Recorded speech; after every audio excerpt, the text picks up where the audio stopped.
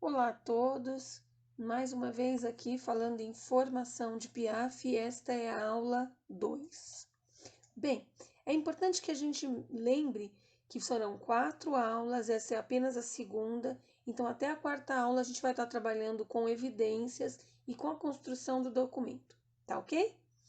Bem, eu, Sandra Martins, conversando com vocês. E aí eu começo com uma revisãozinha. Então, o que eu já sei partindo da primeira aula que eu assisti? Eu sei o que é o Piaf. Eu sei quem é que faz Piaf.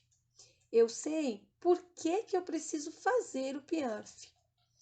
Eu sei como ele é feito. E eu sei que as duas competências que eu vou trabalhar esse semestre são protagonismo e comprometimento com o processo e resultado. Beleza? Muito bem. Se todos nós sabemos isso, já dá para partir daqui para frente e vai ficando cada vez mais fácil. Então, mas é preciso que a gente entenda um pouco mais ainda, tá? Então eu vou ler para vocês. O Plano Individual de Aprimoramento e Formação, PIAF, constitui-se como instrumento de planejamento da formação continuada de cada educador das escolas de ensino integral do Estado de São Paulo, que busca priorizar ações de desenvolvimento profissional coerentes com as necessidades, com vista a potencializar sua atuação nesse modelo de ensino. Ou seja, o plano individual de um não precisa ser necessariamente igual ao outro, nem mesmo se a gente der a mesma aula para a mesma série, não necessariamente. É necessário que cada professor adeque o seu plano individual de aprimoramento e formação, o seu PIAF, à sua necessidade de formação. O que significa isso? Significa que às vezes alguns de nós teremos uma grande necessidade de estar trabalhando uma maior didática em sala de aula, outro talvez deixar o aluno ser mais protagonista e assim por diante. Então cada um é uma coisa, o PIAF ele é muito pessoal, é dentro do que cada educador precisa para se formar. Com vistas nisso, fica claro que cada educador tem que desenhar seu próprio caminho formativo. Claro que tem o apoio dos seus gestores, e são os gestores que vão ser a última base dessa avaliação. Então, eu vou desenhar esse caminho como? Eu vou desenhar com base nas observações de sala de aula que a Heloísa fez, que a minha PCA fez, e eu vou desenhar esse caminho com base naquilo que a escola espera do profissional, da profissional Sandra Martins. E todo mundo com esse mesmo procedimento, ok? E agora? Bem, agora nós vamos produzir nossas atividades de formação. Essa, na minha opinião, é a parte mais legal do PIAF. Para isso, você vai utilizar o cardápio. Não é esse cardápio que está aparecendo aí, não. É este cardápio. Estamos falando do cardápio do Plano Individual de Aprimoramento. O cardápio é o quê? É um conjunto de atividades que são oferecidas para você, para que você possa escolher o que você quer fazer. Vamos para entender o que é o cardápio, tá?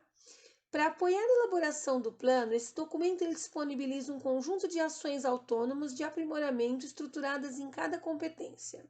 O que é isso? O cardápio é como funcionaria um cardápio de um restaurante, por exemplo. Você escolhe o que você vai comer. Aqui no cardápio do PEI, você também escolhe qual a ação que você vai fazer e como que ela vai impactar na sua formação. São exercícios para trazer consciência do comportamento esperado e promover alteração de comportamentos. Ou seja, depois de fazer esses exercícios, essas formações, é necessário que alguma coisa em mim tenha se modificado, ou seja, que eu tenha crescido enquanto profissional. O mais legal é uma grande oportunidade de formação, que até hoje havia sido negada. O PEI, ele garante essa formação, essa necessidade de hora de estudo do professor ser um espaço não de aula vaga, mas um espaço de formação e de construção do melhor profissional. Legal, né? Queria que a gente começasse observando o sumário, tá? O sumário é aquele índice que tem logo no início do cardápio aí. Observe que você tem aí no índice, ó, as competências. Você tem aí 7 competências, legal? Já dá para a gente destacar protagonismo e comprometimento com o processo e resultado, que são as ações que nós teremos que fazer. Quando você pensa em competência e protagonismo, se você vê na frente, já está a página onde eu encontro isso. Tranquilo? E, novamente, aqui em comprometimento, tranquilo. Legal. Eu vou me focar na competência de protagonismo para explicar, mas não muda absolutamente nada se você for lá para a quarta competência de comprometimento com processo e resultado. Lembrando que você vai ter que fazer 2 ações de protagonismo e 2 de comprometimento com processo e resultado. Tranquilo? Vamos dar uma olhadinha dentro do cardápio? Afasta aí que eu também quero olhar. Beleza? Olhando assim, parece muita coisa, mas não é. Na verdade, é muito bem organizado. Observe, você tem inicialmente a premissa, que aqui no caso de protagonismo é protagonismo também, que ela chama, seguida da competência, e aí a competência ela vai ser dividida em macroindicadores. No geral, 2 ou 3 macroindicadores no máximo. Você aqui em protagonismo nós temos 3 macroindicadores. Respeito à individualidade, que é o que está aí nessa página do cardápio que estamos olhando, promoção do protagonismo juvenil e protagonismo sênior. Se a gente voltar lá para o sumário, olha lá, em protagonismo, nós conseguimos achar os 3 macroindicadores separadinhos aí, tá vendo? Respeito à individualidade, promoção do protagonismo juvenil e protagonismo sênior, legal, né? Então, se eu quero fazer uma ação visando a ideia de protagonismo juvenil, eu já vou direto lá para a página 4 e vejo qual ação que se enquadra. Se eu quero fazer uma ação em protagonismo sênior, lá na página 8 e vejo qual que se enquadra. Tranquilo? Até aqui, beleza? Eu espero que sim. Se não, dá mais uma olhadinha, escuta de novo que você vai ver como vai clarear. Voltamos aqui para nossa página, que é onde nós estávamos antes. Premissa, competência, macroindicador. Até aqui nós fomos. Depois do macroindicador, o cardápio está dividido em microindicador. O que é um microindicador? São os objetivos dessa formação e o público-alvo. Ou seja, de repente vai ter uma atividade que o diretor faz, mas que a gente, como professor, não precisa fazer. Ela não acrescenta a nossa formação. Ou vai ter alguma coisa que o professor pode fazer, mas que não está previsto para o diretor. Isso é muito importante você olhar, para que você não esteja fazendo ações que não estão te formando. O objetivo é isso que está escrito bem na frente aí. Você tem aqui qual é o profissional. Eu vou abrir isso um pouco maior para que a gente possa explorar. Olha lá, o microindicador, você tem lá professor da sala de leitura e na frente aqui, ó, o objetivo. Então eu tenho o público-alvo e do lado o objetivo esperado. Então o professor que fizer esta ação, que vai estar aqui embaixo, e daqui a pouco nós vamos estar falando sobre ela, ele busca conhecer os alunos em sua individualidade. Qual é o projeto de vida, quais são os interesses, quais são as dificuldades e as potencialidades desse aluno. Tranquilo? Então você já tem aqui o objetivo dessa formação e quem é o público-alvo. Para o professor coordenador de área, essa ação ela vai ter outro foco. O foco é buscar conhecer os professores da sua área, em sua individualidade. Repara como vai mudando a característica? Na verdade, é a mesma ação.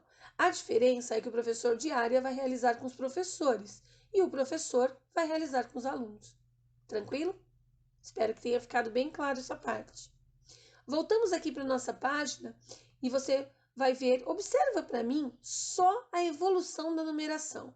Olha lá, nós temos a premissa lá em cima, aí nós temos a competência aqui, que aparece número 1, o respeito à individualidade, que aparece 1.1, olha lá, e o microindicador, que aparece 1.1.1.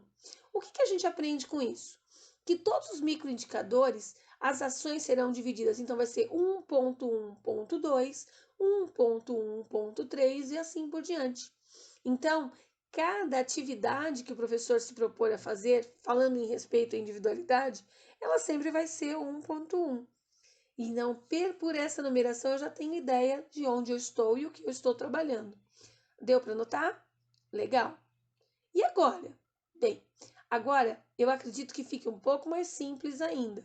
Vamos escolher a atividade.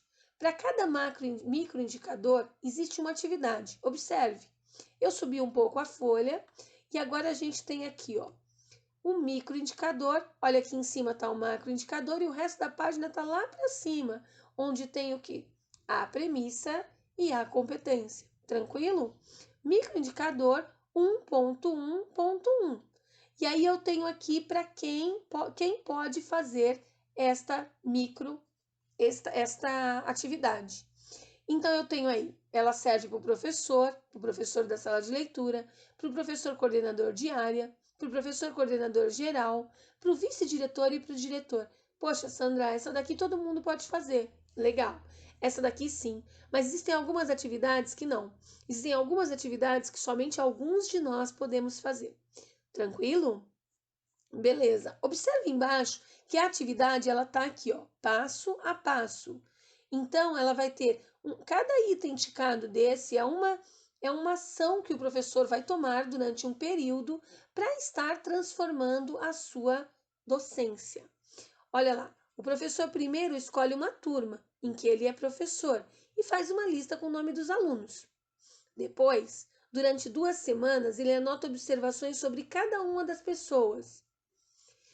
Depois, ele avalia essa experiência, pensa o que trouxe de positivo, o que ele não imaginava descobrir, como pode melhorar essa prática. E, por último, ele amplia essa prática para as outras turmas dele. Claro que quando você for resgatar as evidências, serão as evidências do que você anotou, a lista que você fez, as coisas que você fez enquanto atividade de formação. Tranquilo? O documento em si nós vamos ensinar na outra aula, então fique bem tranquilo com relação a isso. Nesse momento é importante que você se familiarize com o estilo do cardápio. Olha aí a atividade. Importante, você escolhe as suas atividades. É importante não repeti-las. Você escolhe quais você vai fazer e não repete elas em momento nenhum. São 2 atividades de cada competência, ou seja, 4 atividades. Mas é importante que eu não faça esse semestre a mesma atividade que vou fazer no outro e no outro a mesma, porque senão ela acaba não repercutindo o avanço como profissional que você espera. Tranquilo?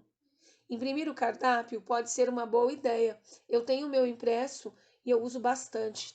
Eu tenho uma prática de geralmente usar as coisas mais digitalmente, mas o cardápio em si eu prefiro a impressão, porque ele a cada 6 meses eu revejo as atitudes que eu tomarei, as ações que eu vou fazer, então é importante tê-lo em mãos. Tranquilo? Agora é a sua vez. Folheie o material e aproprie-se. Olha aí o que você pode, como é que funcionou, o que você está vendo. Eu vou retornar ainda em alguns pontos do cardápio, falar sobre filmes, sobre livros, sobre como as ações funcionam. Mas é legal que você já esteja por dentro. Então, depois dessa explicação de como se organiza o material, que tal se agora você aproveitasse os próximos 2 dias para poder estar se apropriando do material? Isso é muito importante nesse momento e muito importante para a sua prática dentro do programa Ensino Integral.